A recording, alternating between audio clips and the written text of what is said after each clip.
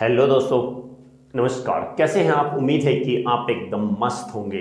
तो दोस्तों, स्वागत है आपका फिर से आपके अपने यूट्यूब चैनल एम्बिशन क्लासेस 2019 में। तो दोस्तों, जैसे कि लास्ट क्लास में हमने कोऑर्डिनेशन कंपाउंड पर ही डिस्कस चल रहा है। पार्ट 4 तो ऑलरेडी अपलोड हो चुका है। तो दोस्तों, आज हमारा रहने वाला है पार्ट 5।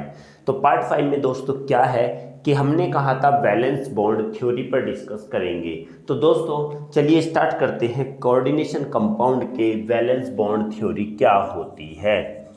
वैलेंस बॉन्ड थ्योरी कहा जाए तो दोस्तों अपने आप में बहुत ही ज़्यादा इंपॉर्टेंट क्वेश्चन है, कहे तो स्टार क्वेश्चन है दोस्तों। ये बहुत ही इंपॉर्टेंट क्वेश्चन है। तो बने रहिएगा वीडियो के लास्ट तक। एक एक चीज़ बिना स्किप के वीडियो को लास्ट तक देखना है ताकि आप लोगों का ये क्लियर हो जाए। दोस्तों आगे भी हमारे आते रहेंगे, एटलीस्ट हम कोशिश करेंगे जल्दी से जल्दी पूरा चैप्टर कवर करने का। तो चलिए बिना टाइम गवाए स्टार्ट करते हैं हम आज का टॉपिक आज का है वैलेंस बॉन्ड थ्योरी। तो वैलेंस बॉन्ड थ्योरी है क्या दोस्तों? वैलेंस बॉन्ड इससे ही पता चल रहा है। वैलेंस मतलब कि वैलेंस शेल और बॉन्डिंग हो रही है वैलेंस शेल के इलेक्ट्रॉनों की बॉन्डिंग। वो बॉन्डिंग करके क्या बनाते हैं? वो कोवेलेंट बॉन्ड बनाते हैं। कोवेलेंट बॉन्ड अगर हम कहें तो वैलेंस बॉन्ड थ्योरी टोटल किससे डिपेंड करती है, किससे रिलेटेड है? वो कोवेलेंट बॉन्ड से रिलेटेड है, कोवेलेंट बॉन्ड के बनने से रिलेटेड है। चलिए दोस्तों स्टार्ट करेंगे आज के हम ये टॉपिक्स। तो सबसे पहले अगर हम बात करें तो दोस्तों इस थ्योरी को सबसे पहले डिस्कवर्ड किया था, लिखेंगे this theory was firstly discovered by discovered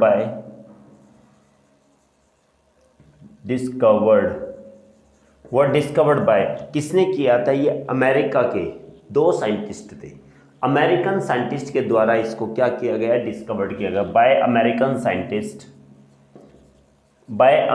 scientist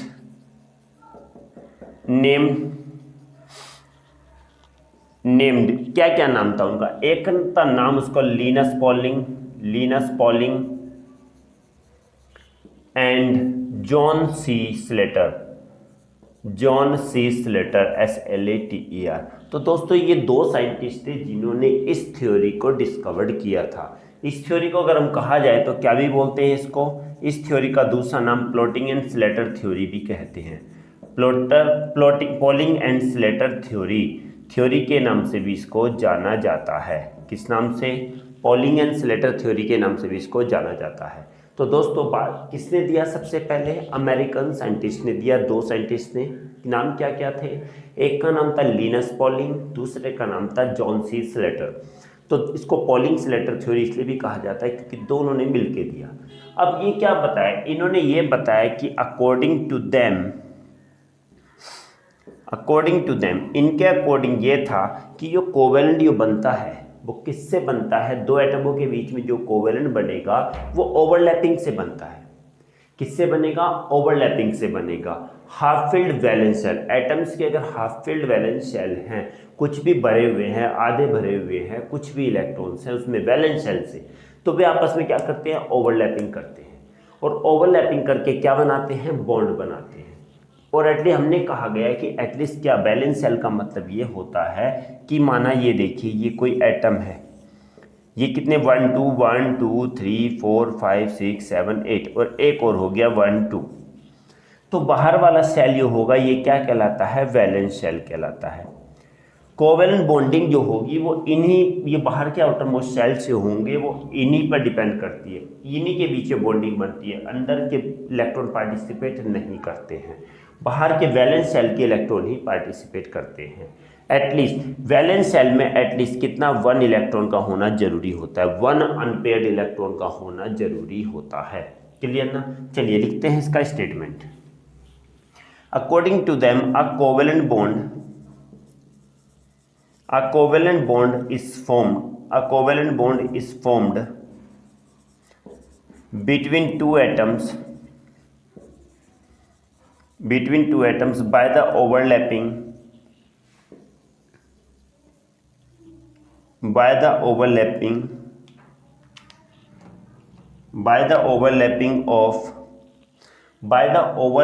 of half filled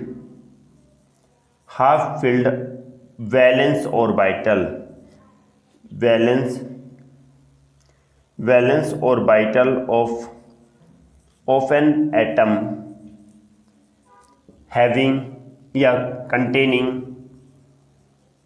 containing one unpaired electron, यही इसका क्या था, स्टेटमेंट है दोस्तों। क्या कि कोवेलेंट बॉन्ड बनते हैं किसके बीच में, दो एटमों के बीच में जो कोवेलेंट बॉन्ड बनते हैं वो कैसे बनते हैं, ओवरलैपिंग से बनते हैं। किसकी, कि हमने कहा उस एटम के अंदर कम से कम एक अनपेयर्ड इलेक्ट्रॉन होना जरूरी है। अगर वो होगा, या कहें तो हाफ फील्ड होगा, हाइड्रोजन है तो एक है तो वो हाफ फील्ड ही होगा। अगर एक किसी भी एटम में एक अनपेयर्ड इलेक्ट्रॉन है तो वो क्या करेगा, ओवरलैपिंग करेगा दूसरे के साथ जिसके अंदर एक ही इलेक्ट्रॉन होगा, और आपस में ओवरलैपिंग करके क्या बनाते हैं, कोवेलेंट बॉन्ड बनाते हैं। किसने बताया ये, इस एक्सप्लेनेशन किसका था, ये स्टेटमेंट था दोस्तों पॉलिंग और स्लेटर का।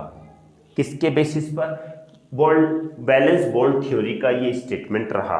चलिए दोस्तों, ये क्या है, हमारा स्टेटमेंट हो गया किसका, वैलेंस बॉन्ड थ्योरी का। ठीक है ना, कि कोवेलेंट बॉन्ड जो बनता है दो एटम के बीच में बनता है, और किससे, ओवरलैपिंग से। और ओवरलैपिंग किसके बीच में होती है, वैलेंस में जो एक इलेक्ट्रॉन है, एक हो या एक से ज़्यादा अनपेयर्ड इलेक्ट्रॉन हो, तो उनके बीच में क्या होती है, ओवरलैपिंग होती है। फॉर एन एग्जाम्पल देखिए दोस्तों, ये क्या है, हाइड्रोजन का एक है और यहाँ भी हाइड्रोजन में एक है, दोनों में एक एक इलेक्ट्रॉन है, तो दोनों क्या करते हैं, आपस में ओवरलैपिंग करते हैं। हाइड्रोजन और हाइड्रोजन आपस में बीच में दोनों में ओवरलैपिंग होती है, और हमारा क्या बन जाता है, सिग्मा बॉन्ड बन जाता है। समझ के चलिए, एक एक चीज़ समझ के चलना है। ठीक है, तो ये तो क्या हो गया हमारा, ये हो गया स्टेटमेंट हमारा किसका, वैलेंस बॉन्ड थ्योरी का। जल्दी से दोस्तों इसको स्क्रीनशॉट ले लीजिए, फिर आगे और बात करते हैं। कुछ पॉइंट्स है दोस्तों, इसमें बात करेंगे पॉइंट्स के बारे में आगे।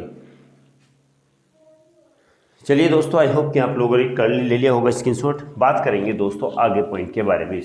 इसके अंदर कुछ पॉइंट्स होते हैं दोस्तों, ये तो हमारा स्टेटमेंट था। Some points of valence bond theory. Number 1, अब हम ये कहते हैं कि स्टार्टिंग से करेंगे सारे पॉइंट।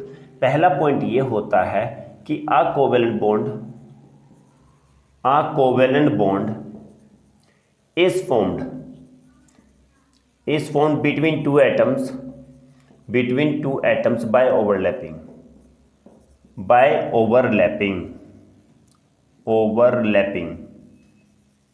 पहला पॉइंट तो ये हो गया, जो कोवेलेंट बॉन्ड बनता है वो किससे बनता है, ओवरलैपिंग से बनता है।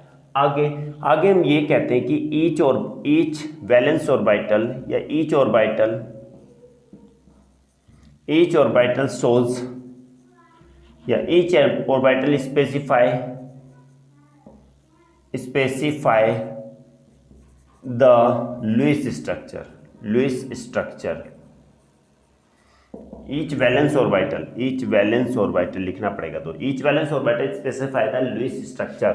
अब देखिए, हाइड्रोजन में हमने कहा वैलेंस की बात चल रही है, वैलेंस शेल की बात चल रही है, तो क्लोरीन ले लेते हैं। क्लोरीन का एटॉमिक नंबर 17 होता है, और हम कहेंगे इसका स्ट्रक्चर किस टाइप से होगा, तो 1 2 3 4 5 6 7 8, और एक और हो गया हमारा 1 2 3 4 5 6 7 8। जो वैलेंस ऑर्बिटल होगा, हर एक वैलेंस ऑर्बिटल स्पेसिफाई करता है किसको, स्पेसिफाई द लुईस स्ट्रक्चर। किसको लुईस स्ट्रक्चर, कैसे, तो कहेंगे दोस्तों यहाँ पर क्लोरीन है दोस्तों, क्लोरीन का है कितने आउटर मोस्ट वैलेंस सेल में कितने इलेक्ट्रॉन है, 7, तो 1 2 3 4 5 6 7, तो क्या हो गया दोस्तों, देखिए ये हमारे कितने हो गए, 7 इलेक्ट्रॉन हो गए।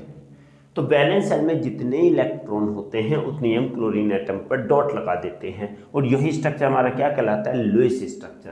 तो ये कहा गया कि हर एक वैलेंस ऑर्बिटल स्पेसिफाई करता है किसको, लुईस स्ट्रक्चर को। ये भी एक इंपॉर्टेंट पॉइंट है इसका। ओके, चलिए बात करते हैं अगले पॉइंट के बारे में। नेक्स्ट पॉइंट क्या कहता है, नेक्स्ट पॉइंट ये कहता है कि देखिए, हमने कहा बॉन्ड के बारे में बात चल रही है, तो लिखेंगे क्या, मीन्स क्या बोला, हाँ ये हो गया, देखो लुईस स्ट्रक्चर बात होगी। आगे बात करेंगे कि the overlapping the bond formed, marker ही गड़बड़ कर रहा है, the bond formed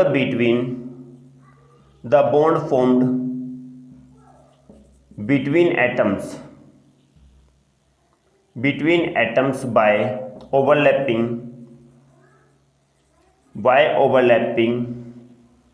the bond formed between atoms by overlappings are of two types I E कहेंगे तो सिग्मा होता है, first one is sigma and what pi bond. देखिए दोस्तों, अब ओवरलैपिंग जब होगी कोवेलेंट बॉन्ड भी बनेगा। अब वैलेंस सेल क्या करेंगे, वैलेंस ऑर्बिटल जो भी हो वो ओवरलैपिंग करेंगे। तो हमने कहा गया कि एटम्स में जो ओवरलैपिंग होगी उससे जो बॉन्ड बनेगा कितने तरीके का होता है, दो तरीके का होगा, या तो सिग्मा होगा या पाई होगा। समझ में आया ना, या तो सिग्मा होगा या पाई होगा। एक पॉइंट और लिख लेते हैं दोस्तों, देखिए सिग्मा बॉन्ड इज फॉर्म्ड कैसे बनता है, sigma bond is formed by the head on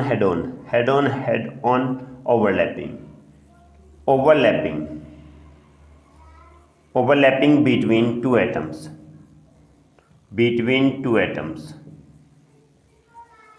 अगर दो एटम्स के बीच में क्या होती है, हेड ऑन ओवरलैपिंग होगी। फॉर एन एग्जांपल, ये s ऑर्बिटल, ये भी s ऑर्बिटल, ओवरलैपिंग हुई दोनों की ये इस तरीके से, तो जो बॉन्ड बनेगा ये कौन सा होगा, सिग्मा बॉन्ड होगा। ध्यान रखना कैसा बॉन्ड होगा, ये सिग्मा बॉन्ड होगा। ओके, तो हमने कहा सिग्मा बॉन्ड कैसे बनता है, जब हेड ऑन ओवरलैपिंग होती है। सेकंड बात आती है किसकी, पाई बॉन्ड की। Pi bond is formed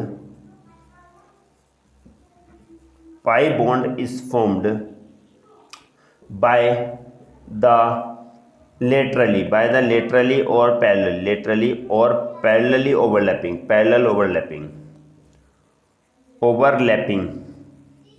between two atoms. दो एटम्स के बीच में क्या होता है, जब दो एटम्स के बीच में लेटरली और पैरेलली ओवरलैपिंग होगी। यहाँ पर हेड ऑन अगर होगी तो बनेगा सिग्मा बॉन्ड, और लेटरली या पैरेलली होगी तो बनेगा पाई बॉन्ड। क्लियर है ना, हाँ दोनों चीज समझ के चलो। हमने कहा सिग्मा पाई बॉन्ड की अगर बात दे दी जाए तो पाई बॉन्ड का एग्जांपल यहाँ लिख देता हूँ कि पाई बॉन्ड देखिए क्या होगा। पाई बॉन्ड पहले तो सिग्मा ही देख लेते हैं दोस्तों, जरूरी नहीं एस के बीच में बने, सॉरी हमारा ये रह गया, थोड़ा सा देखते हैं। हमने कहा एक S प्लस एक P भी अगर होगा, और कैसे, ये हेड ऑन ओवरलैपिंग हो रही है ये, तो भी यहाँ पर क्या बनेगा, सिग्मा बनेगा। ये S और P है। अगर दोनों P ही होंगे प्लस दोनों P ही होंगे, ये भी P है ये भी P है, फिर भी अगर क्या हो रहा है, दोनों में हेड ऑन ओवरलैपिंग हो रही है ये, तो यहाँ भी फिर क्या बनेगा, सिग्मा बनता है। क्लियर, सिग्मा तीन तरीके से बनता है। हेड ऑन से तो बनेगा ही, अगर एस दोनों हेड ऑन है तो भी सिग्मा। पाई और पी और एस दोनों ऑर्बिटल अगर हेड ऑन हो रहे हैं तो भी सिग्मा, और पाई पी ऑर्बिटल और पी ऑर्बिटल दोनों हेड ऑन हो रहे हैं तो भी हमारा सिग्मा ही बनता है। बात करेंगे पाई बॉन्ड कैसे बनता है। देखिए पाई बॉन्ड हमारे 2p orbital plus 2p orbital, दोनों p ऑर्बिटल क्या करते हैं, देखिए ये इस टाइप से करके देखिए, एक ये हो गया और एक ये हो गया, ये इस टाइप से बॉन्डिंग हुई आपस में, तो ये कौन से बन गए, पाई बॉन्ड। क्या बनेंगे, ये पाई बॉन्ड बनते हैं। तो हमने कहा पैरेलली हो रहे हैं, लेटरली जब आपस में ओवरलैपिंग करते हैं तो क्या बनता है, पाई बॉन्ड बनता है। हेड ऑन करेंगे तो क्या बनेगा, सिग्मा बनेगा। तो हमारे कुछ पॉइंट्स हो गए ये, तो दोस्तों एक दो पॉइंट हो रहे हैं, जल्दी से आप स्क्रीनशॉट ले लीजिएगा दोस्तों। फिर से एक बार बता देता हूँ कि कोवेलेंट बॉन्ड कैसे बनते हैं, दो एटम्स के बीच में ओवरलैपिंग से बनते हैं। हर एक वैलेंस ऑर्बिटल किसको स्पेसिफाई करता है, लुईस स्ट्रक्चर को स्पेसिफाई करता है। तीसरी बात, ये बॉन्ड बनते हैं एटम्स के बीच में वो दो तरीके के बॉन्ड होते हैं, सिग्मा और पाई। सिग्मा बॉन्ड जो बनते हैं हेड ऑन ओवरलैपिंग से, और पाई जो बॉन्ड बनेंगे वो किससे बनेंगे, लेटरली या फिर पैरेलली ओवरलैपिंग से। आई होप कि दोस्तों आप लोगों को तीनों सारे के सारे चारों पांचों क्लियर पॉइंट हो गए होंगे। तो जल्दी दोस्तों स्क्रीनशॉट ले लीजिएगा, जल्दी से दोस्तों स्क्रीनशॉट ले लीजिए, फिर बात करते हैं दोस्तों अगले पॉइंट के बारे में। चलिए दोस्तों, आई होप कि क्लियर हो गया होगा।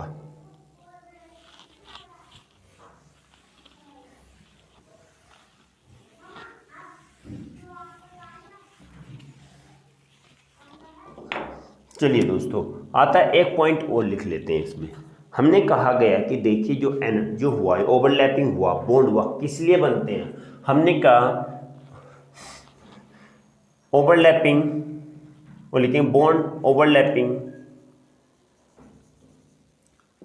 क्या लिख रहा हूँ, overlapping between two orbitals, overlapping between two orbitals,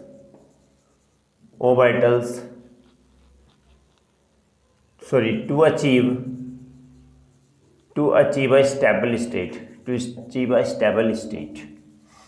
किस लिए होती है ओवरलैपिंग? हमने कहा overlapping between two orbital to achieve a stable state. Overlapping दो के बीच में अगर होगी तो वो किस लिए होगी? हमने कहा दो ऑर्बिटल आपस में ओवरलैपिंग कर रहे हैं, क्यों कर रहे हैं? वो स्टेबल होने के लिए करते हैं। किसके लिए करते हैं? स्टेबल होने के लिए करते हैं। Is it clear? और वीकेंड से आप देखो एक पॉइंट और लिख लेते हैं, ये हाइब्रिडाइजेशन से रिलेटेड पॉइंट है। जब दो या दो से ज़्यादा ऑर्बिटल आपस में मिलते हैं, दो या दो से ज़्यादा ऑर्बिटल आपस में मिलते हैं, तो माना दो s ऑर्बिटल मिलते हैं, दो s ऑर्बिटल मिलेंगे तो क्या होगा? दो s ऑर्बिटल मिले तो इससे दो नए ऑर्बिटल मिलके तैयार होते हैं, ध्यान रखिएगा। हमने कहा एक s और एक p मिला तो यहाँ पर दो sp के ऑर्बिटल बनते हैं, और इसी प्रोसेस को क्या बोलते हैं? क्या बोलते हैं? यही प्रोसेस हमारा कहलाता है हाइब्रिडाइजेशन। तो लिखेंगे the resulting of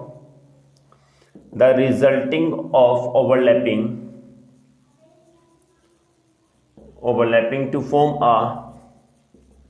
form a new orbital with the equivalent energies known as hybridization। क्या कहलाता है? हमने कहा resulting of overlapping to form a new orbitals with an equivalent energy. अब हमने कहा गया कि जो दो ऑर्बिटल आपस में मिलेंगे, s और p आपस में मिले तो दो नए ऑर्बिटल बनते हैं, sp के दो ऑर्बिटल बनेंगे, और यही प्रोसेस हमारा कहलाता है हाइब्रिडाइजेशन। दोस्तों हमारा हाइब्रिडाइजेशन पर वीडियो भी दिया हुआ, आप वहाँ पर अच्छे से पढ़ लीजिएगा, बिल्कुल बेहतरीन तरीके से आप लोगों को वहाँ क्लियर हो जाएगा। चलिए दोस्तों, ये तो हमारे क्या थे, कुछ पॉइंट्स थे किसके? बैलेंस बॉन्ड थ्योरी के। दोस्तों पहले 5 पॉइंट ज़्यादा इंपॉर्टेंट है, इन दोनों को देखा जाए तो इतने ज़्यादा इंपॉर्टेंस नहीं होता। तो जल्दी दोस्तों स्क्रीनशॉट ले लीजिए। अब हम बात करते हैं इनकी लिमिटेशंस के बारे में। इनकी कुछ लिमिटेशंस भी रही हैं, ले लिया होगा दोस्तों स्क्रीनशॉट। चलिए बात करते हैं अगले पॉइंट के बारे में। क्या पॉइंट है अगला? लिमिटेशंस। इसकी कुछ लिमिटेशंस भी रही थी। पहली लिमिटेशंस ये क्या थी? It involves a number of assumptions. पहली बात तो यही थी कि इसमें काफ़ी सारे एजम्पशंस है। It involves a number of assumption. काफ़ी सारे इसमें क्या थे? एजम्पशंस थे। पहली बात तो ये थी, इस थ्योरी के अंदर, वैलेंस बॉन्ड थ्योरी के अंदर बहुत सारे एजम्पशंस थे। दूसरी बात, इट डज नॉट, क्या नहीं बता पाया, देखेंगे, it does not give what? It does not give quantitative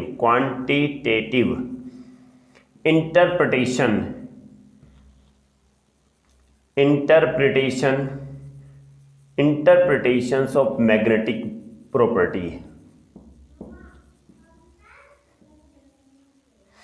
पहला दोस्तों, दूसरी बात आती है, दूसरा पॉइंट ये था कि किसको? मैग्नेटिक प्रॉपर्टी के क्वालिटेटिव इंटरप्रिटेशन को भी ये नहीं दे पाया था।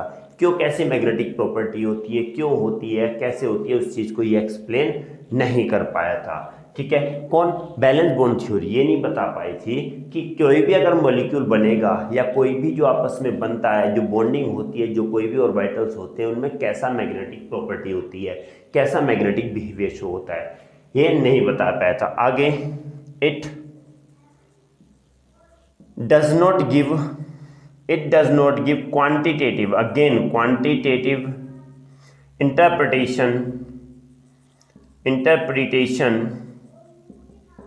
interpretations of thermodynamics and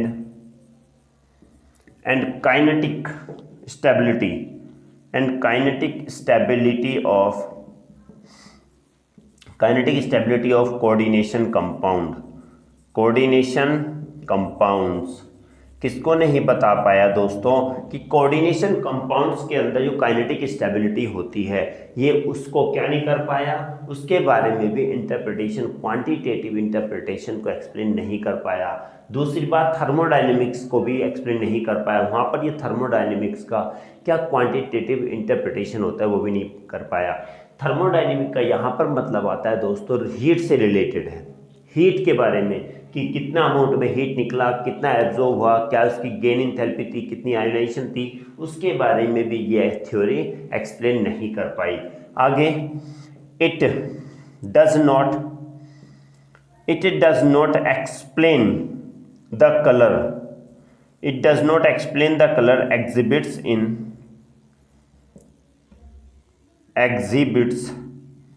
exhibits in coordination compounds। क्या कोऑर्डिनेशन कंपाउंड्स के अंदर क्या होते हैं, हमने देखा है कि कोऑर्डिनेशन कंपाउंड अलग अलग तरीके के कलर शो करते हैं, कोई ग्रीन करता है, कोई रेड करता है, कोई पर्पल करता है, कोई ऑरेंज करता है, अलग अलग तरीके के कलर शो करते हैं। तो ये थ्योरी कलर को भी नहीं बता पाई कि कोऑर्डिनेशन कंपाउंड के अंदर कलर क्यों होते हैं, ये उससे भी एक्सप्लेन नहीं कर पाया। आगे, it does not distinguish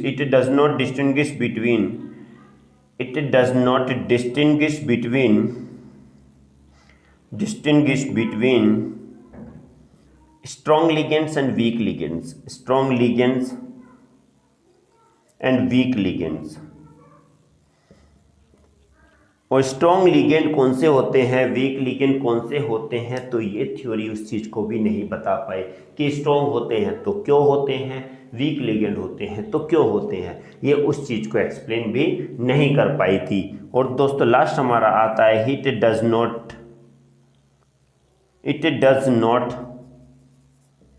make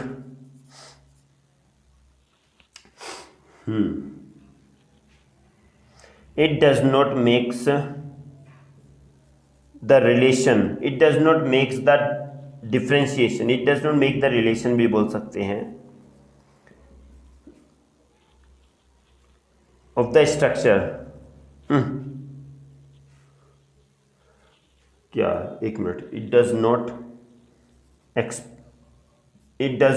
explain the, और गिव दम कह सकते हैं एक्सेस रिप्रेजेंटेशन में दे पाया था। It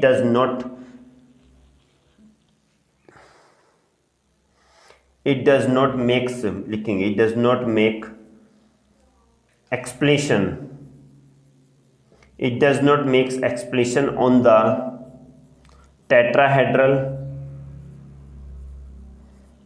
and square